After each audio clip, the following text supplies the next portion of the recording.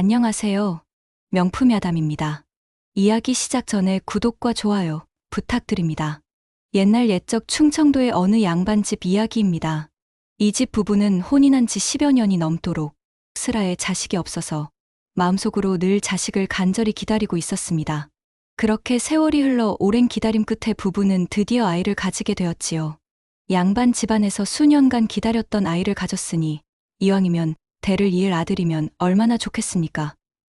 부부는 절에 가서 부처님께 제발 건강한 아들을 낳게 해달라고 기도드렸습니다. 날이 차고 달이 차서 어느 추운 겨울밤, 안방에서는 아기 울음소리가 들려왔습니다.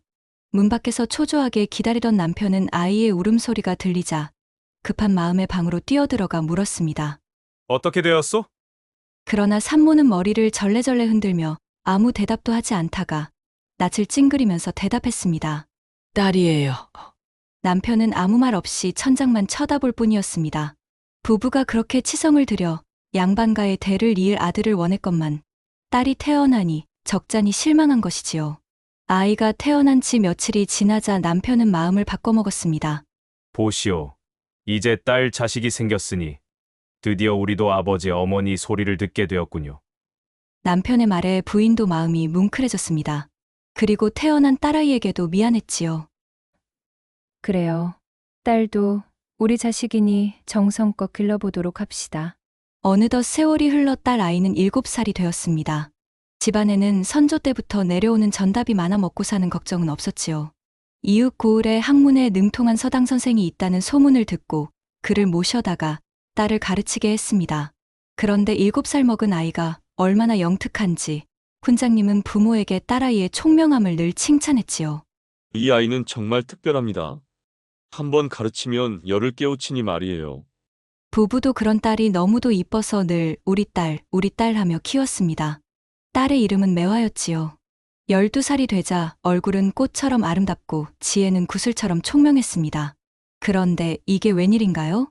고을 일대의 집집마다 천연두를 앓고 있는 아이들이 많아지더니 결국 매화도 그 병에 걸리고 말았습니다.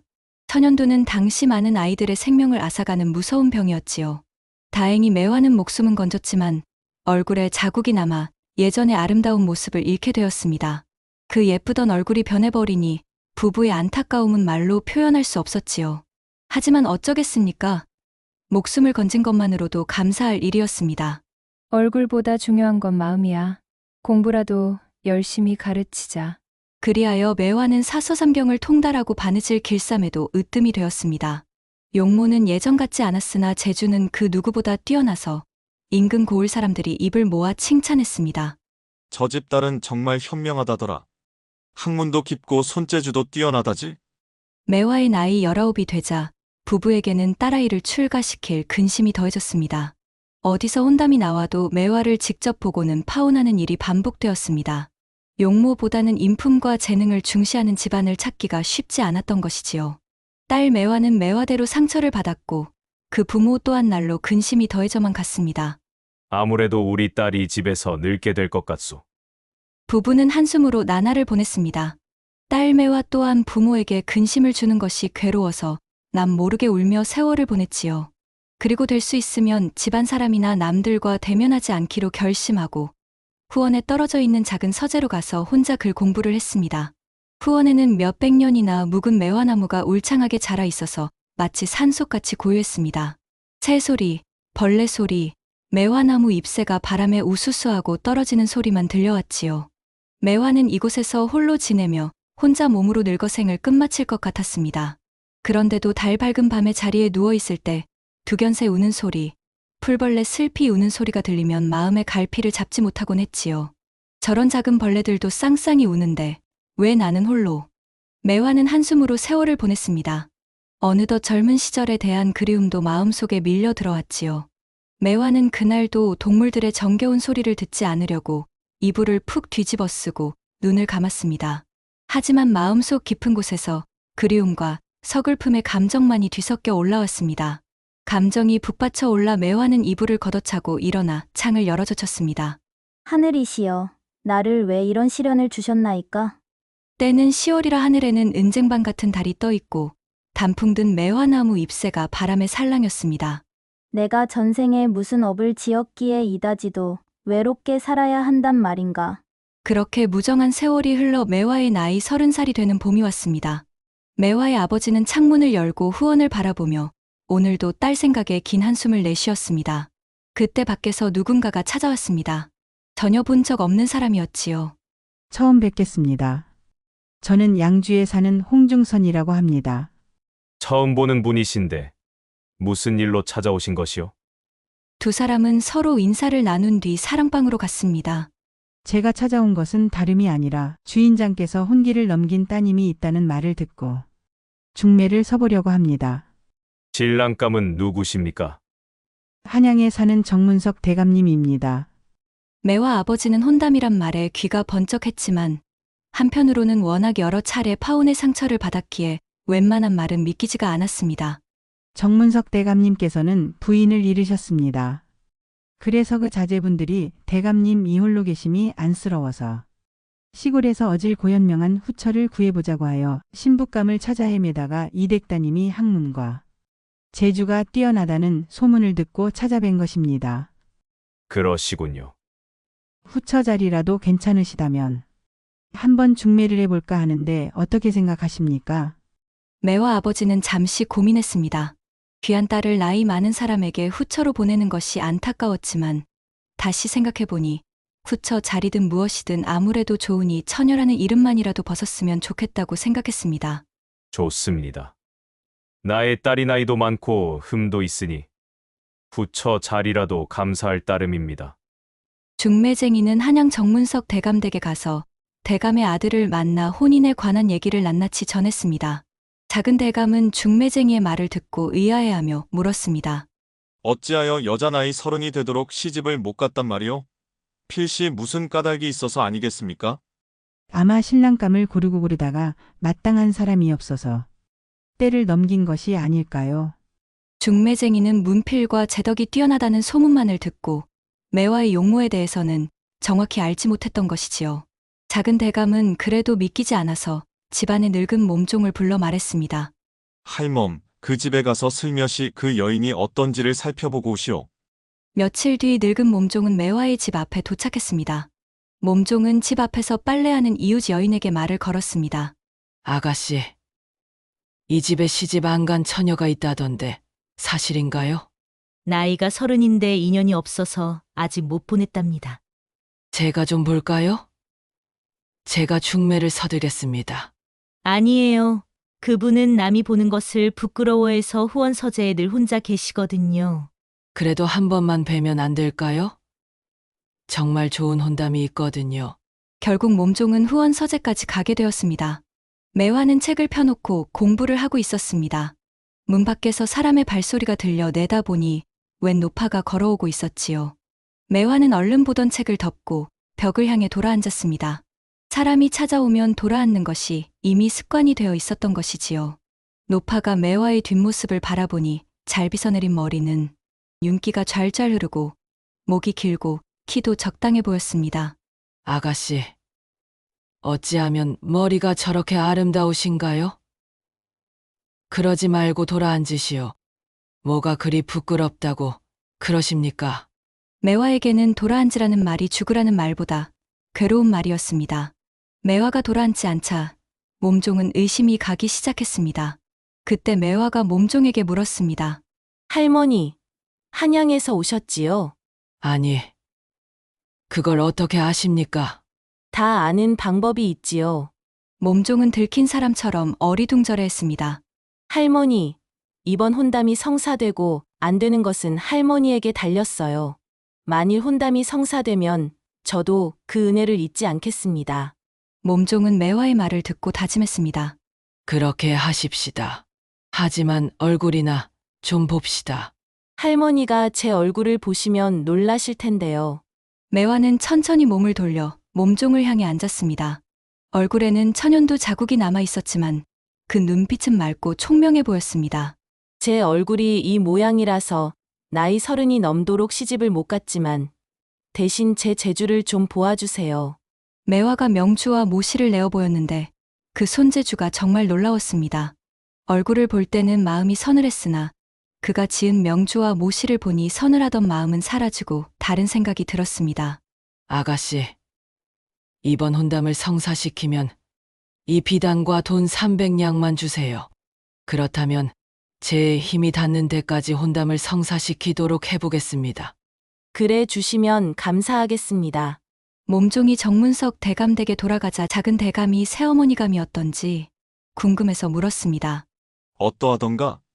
양반 가문인데다가 시골이라서 예법도 잘 알고 재덕이 뛰어나서 인근에서 칭찬이 자자합니다. 그래, 얼굴은 어떻던가? 예. 사람을 많이 보았어도 그렇게 놀라운 얼굴은 처음 보았습니다. 예법이 있고 재덕이 뛰어난 데다 얼굴까지 놀랍다는 말을 들은 작은 대감은 아버지에게 얼른 혼사를 맺자고 말했습니다. 그만두어라. 늙은 것이 장가는 무슨 장가냐. 대감은 속으로는 좋아하면서도 겉으로는 체면 때문에 고개를 저었지요.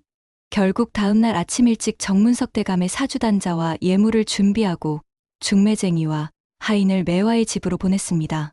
이렇게 정혼이 성사되고 곧 혼례를 올리기로 했습니다. 혼례날 대감은 가마를 타고 앞에 서는 하인들이 길을 인도하며 매화의 집으로 갔습니다. 매화는 비녀를 머리에 꽂고 족두리를 쓰고 부채로 얼굴을 가린 채 유모와 하인의 부축을 받으며 나와서 예를 올렸습니다. 대감도 답례를 했습니다.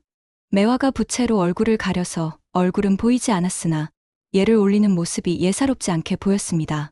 초례가 끝나자 대감이 방으로 들어가고 신부도 뒤를 따라 방으로 들어갔습니다. 신부는 손에 들었던 부채를 천천히 내렸지요. 대감은 신부 얼굴을 보고 싶어서 고개를 돌려 바라보았습니다. 이게 무슨 일인가? 속았구나. 대감은 크게 당황하며 밖으로 뛰어나가 하인들을 불러놓고 큰 소리로 호령했습니다. 이놈들아, 어서 가마를 준비해라. 지금 당장 떠날 것이다.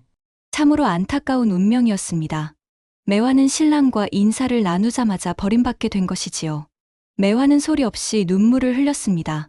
매화의 아버지는 그런 딸의 모습을 보다 못해 소박하고 나가는 대감을 향해 소리쳤습니다. 소위 나라의 대신이 되어서는 인사를 나누자마자 신부를 버리는 법이 어디 있습니까? 대감이 가마를 타고 하인들과 길을 떠나자 신부집은 마치 서리를 맞은 들풀처럼 모두들 넋을 잃고 있었습니다. 매화의 아버지는 하인들을 불러 말했습니다. 서둘러 가마를 준비하거라. 그리고 딸에게 말했습니다. 예를 치렀으니 너는 그 집 사람이 되었다.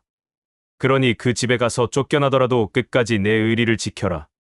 그리고는 매화를 가마에 태워 신랑 정문석 대감의 집으로 보냈습니다. 다음 날 아침 몸종이 밖에 나갔다가 멀리서 사람들이 오는 소리를 듣고 유심히 보았습니다. 대감이 돌아오는 것이 분명했지요. 몸종은 무슨 큰일이라도 일어난 것은 아닌가 하고 마음을 졸이며 바라보는데 대감의 가마 뒤로 신부의 가마가 따라오고 있어서 마음이 놓였습니다. 그런데 대감이 화가 나서 곧바로 안으로 뛰어들어오는 것이 아니겠습니까? 집안 사람들은 깜짝 놀라 물었습니다. 아니, 어째서 벌써 돌아오십니까? 대감은 안채로 들어가지 않고 자기 침실로 들어가서 벽을 향해 누웠습니다. 에고, 늙은 것이 장가 가려다 이게 무슨 꼴인지. 대감을 따라온 신부의 가마도 안으로 들어갔습니다. 그렇게 한 달이 지났습니다. 대감의 아들들은 새 어머니를 업신여기며 어머니라 부르지 않고 행님댁이라고 불렀지요. 그러던 어느 날 매화가 집안이 장남인 작은 대감을 불러 앉혔습니다. 제가 대감과 혼례를 치렀으니 이 집의 어른이 된 것이 맞지 않겠습니까? 조선은 예를 중시하는 나라 아니겠습니까? 순간 당황한 작은 대감은 할 수 없다는 듯이 내키지 않는 대답을 했습니다. 예. 그러합니다. 그럼 제가 하라는 대로 따르시겠습니까? 어머님께서 하라시는 대로 하겠습니다. 작은 대감은 저도 모르게 어머니라고 불렀지요. 아무쪼록 집안이 화목하게 지내기를 부탁합니다. 작은 대감은 새어머니에게 꾸중 아닌 꾸중을 듣고 나와서는 형제들과 모여 불평을 늘어놓았습니다. 하지만 정문석 대감은 이런 말을 우연히 듣고 빙그레 웃으며 생각했습니다. 사람은 겉모습만 볼 것이 아니로군. 대감은 어떤 사람인지 알아보려고 매화에게 집안 살림살이를 맡겨보았습니다. 그랬더니 용모는 아름답지 않았어도 소문과 같이 재주가 뛰어나고 지혜로워서 집안의 하인들과 살림을 잘 관리했습니다. 식구들이 모두 편안해하기만 했지요. 이때부터 집안에 웃음이 돌고 매화의 모습도 늘 보아서 익숙해지니 며느리들도 어머님이라고 정중히 불렀습니다. 그렇게 몇 달이 흘러 이제는 이 집 살림도 익혔으니 며느리가 맞는 것이 좋겠다고 하여 큰며느리에게 열쇠를 넘겨주었지요. 어느 여름날이었습니다. 조정에서 임금의 등남을 축하하는 연회가 열려 대신들이 모두 모였습니다. 정문석 대감도 참석해야만 했지요. 그런데 정문석 대감은 더위를 몹시 타는 데다가 매화와 혼례를 올린 이후로 음식이 너무 맛있어서 과식이 잦아 위장이 약해져 있었습니다. 그래도 신화된 도리로 어찌하겠습니까? 대감은 불편한 몸을 이끌고 궁궐의 연회에 참석했습니다. 매화는 대감이 더위를 못 참고 배탈이 날 것을 걱정해서 여벌 바지와 버선, 그리고 깨끗한 헝겊을 하인에게 주며 일렀습니다. 이것을 가지고 가서 혹시 대감께서 필요하시면 드려라. 그날 연회 자리에서 대감은 더위를 못 이겨 속이 뒤틀리고 배가 아파서 참으려고 애를 썼습니다. 대감은 얼굴이 창백해지며 참다 못해 화장실로 가다가 그만 실수를 하고 말았습니다. 당황한 대감은 하인을 불러 지시했습니다. 너 빨리 집에 가서 여벌바지와 버선을 가져오너라. 하인이 매화의 부탁으로 미리 준비해 온 것을 얼른 내놓자 대감은 놀라움과 동시에 고마움을 느꼈습니다. 이렇게 해서 아무도 모르게 처리하고 편안한 마음으로 연회를 마칠 수 있었지요. 연회가 끝난 뒤 가마를 타고 집으로 돌아오면서 대감은 부인을 소박한 것을 후회하며 마음을 고쳐먹었습니다. 오늘은 안방에 들어가서 사과하고 지난 일을 용서해 달라고 해야겠구나. 대감은 집에 돌아오자 곧장 안방으로 들어가 매화에게 말했습니다. 부인, 제가 배탈이 날 것을 어찌 알고 옷가지를 보내셨소? 이렇게 현명한 부인을 그동안 냉대해서 정말 미안하오. 대감이 매화와 한자리에 마주 앉은 것은 이날이 처음이었습니다. 매화는 조용히 대답했습니다. 대감님의 건강을 살피는 것이 제 도리입니다. 지난 일은 모두 잊어주세요. 어느 해 봄, 조정에서는 관리들에게 관복을 일제히 새로 지어 입고 들어오라며 비단을 한 필씩 내렸습니다. 정문석 대감의 집은 작은 대감 삼형제와 대감을 합해 4벌의 옷을 해야 하는데 입궐할 날이 며칠 남지 않아 걱정이었지요. 그래서 한양 시내를 돌며 바느질하는 사람을 구했으나 갑자기 구할 수 없는 일이었습니다. 며느리들이 할 수 없어 매화에게 말했습니다. 어머님, 어떻게 하면 좋을까요? 왜 진작 제게 말하지 않았습니까? 매화는 관복을 지을 천을 펴놓고 이리 재고 저리 재고 하더니 나흘 만에 4벌 옷을 모두 완성했습니다. 바느질을 빨리 하는 사람도 관복 하나 지으려면 보름은 걸리는데 정말 놀라운 솜씨였습니다. 게다가 대감과 작은 대감 형제들에게 입혀보니 몸에도 꼭 맞았습니다. 다음 날 정문석 대감과 작은 대감 3형제는 새 관복을 입고 입궐했습니다. 그런데 임금께서 대감과 아들들의 관복을 보더니 말씀하셨습니다. 정대감과 아들들의 관복은 참으로 잘 지었구나. 다른 대신들은 날이 급해서 서둘러 짓느라 바느질이 고르지 못한데 정대감의 관복은 수놓은 것이며 바느질한 솜씨가 참으로 훌륭하다. 임금은 정대감 부인의 재능을 알고 칭찬을 거듭하시면서 정경 부인이라는 품계를 내리셨습니다.